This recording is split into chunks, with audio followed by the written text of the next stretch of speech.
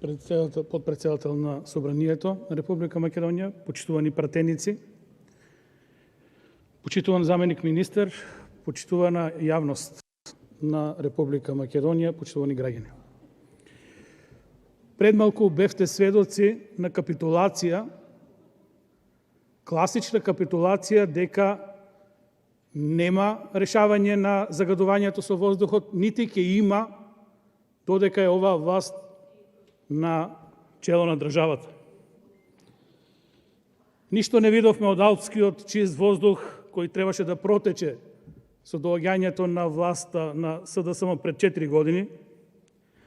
Ништо од чистата животна средина. Нема да видиме ништо нити по носењето на овој закон.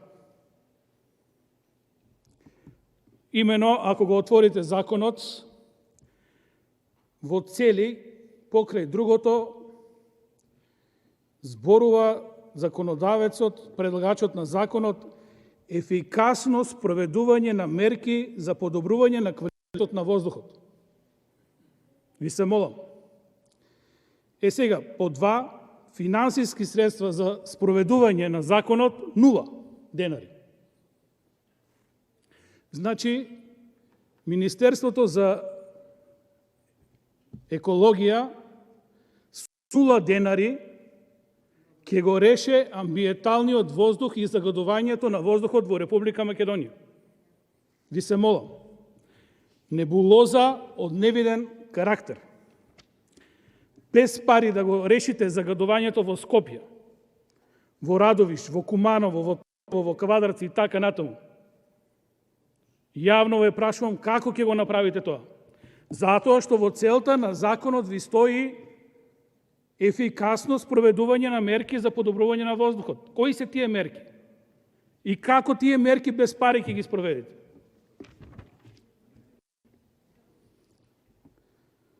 Како професор кој се занимава со оваа проблематика, ве молам, доколку имате доблест да објасните како тоа ќе го направите. Ако тоа го направите ефикасно, јас ќе се извинам на моите студенти, затоа што според мене и според целата наука, борбата против аерозагадувањето, борбата за чист воздух кошта многу пари. Збориме за милиарди евра решавање на проблем, вие викате 0 денари финансиски импликации. Ви се молам. Што зборите? Што пишувате во законите? Или планирате едноставно преку политички изјави да кажете од утре воздухот е чист. И така носите маски за ковид, нема што да збориме. Или планирате да исклучите мерните инструменти, па да не убедите со 0 денари дека воздухот е чист. Или планирате граѓаните да плаќаат за да се спроведе било каква мерка за ефикасно борба против загадувањето, односно амбиенталниот воздух, како што го кажувате. Ве уверувам дека тоа што го зборите, тоа што сте го напишале не е возможно. За ваша информација, било кој извор на загадување, ако треба да го промените, треба да има алтернатива. Таа алтернатива кошта пари. Ова околу целта и финансиските импликации за законот, уште една капитулација и во самиот текст на законот. Конкретно член 27а се менја гласи: градоначалникот на општината, односно градоначалникот на град Скопје, во случај на надминување на праговите на алармирање на пропишани со прописот од член 10 од овој закон, внимавајте македонска јавност, може на одредено или неодредено време да донесе мерки. Значи, имаме енормно загадување во одредена ситуација и градоначалникот може да донесе мерки. А што ако не донесе? Зашто капитулирате пред овој сериозен проблем? Овде не смее да стои може, мора да стои мора. Кога е енормно загадување. Мора да спроведете мерки. Не да бегате од проблемот.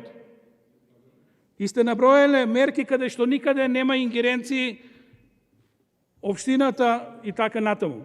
Значи, само задолжување на граѓаните, намалување рестрикции во сообраќајот, реорганизација на работно време, намалување на капацитети за производство, забрана за ограничување на културни, спортски и други манифестации на отворено, инспекцијски служби, реорганизација, некаква е таа мерка, употреба на возниот парк во јавноста, забрана за употреба на производи за затоплување на домакинството и други активности.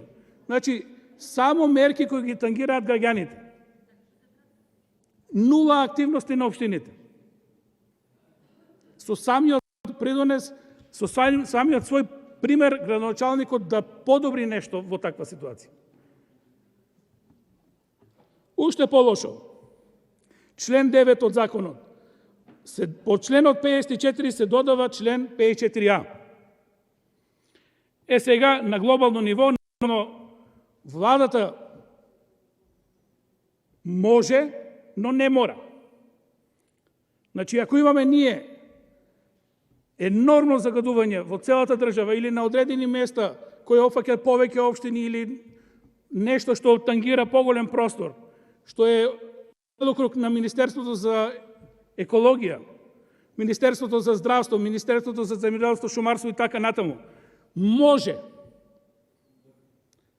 во Република Македонија ви е еднакво на никогаш да не се преземат мерки. Ако сте фраери, ако сакате амбиентален воздух, ако сакате здрава животна средина, овде повторно мора да стои мора или се задолжува тој и тој да постапи така и така. Тогаш ќе имаме резултати во борбата против загадувањето. А со може и со ке или како било, воопшто не го решаваме проблемот кој е и текако сериозен. После пандемијата сигурно проблем број 1 во државата кој треба да го решаваме. И повторно истите мерки, повторно на грбот на граѓаните. Ниту збор за увоз на отпад. Аферите завршуваат по еден ден, ни толку не траат кој ќе се спомне. Силна мафија стои во позадина, увезуваме отпад. Ниту збор за увоз на јаглен. Ниту збор за увоз на стари автомобили. Ниту збор за инфилтрирање на загатувачки капацитети во индустријата. Ниту еден збор за рудниците. Ниту еден збор за горење на отпадот. Ниту еден збор за несоодветно третирање на медицинскиот отпад. Немате ништо за заштита од шумски пожари, за заштита од пожари на стрништа и така натаму и така натаму. Ова не е таксативно наброено во мерките кои треба да ги преземе владата во одредени ситуации. Дури не се ставени ни подразно, ниту дека може би некојаш ќе се реагира за овие работи. На крајот, законот ви се сведува на тезги за работење на проекти кои ќе завршат во фијоки, некој дебело ќе се нафатира со паричка, copy-paste принцип и ништо нема да решите со амбиенталниот воздух во Република Македонија.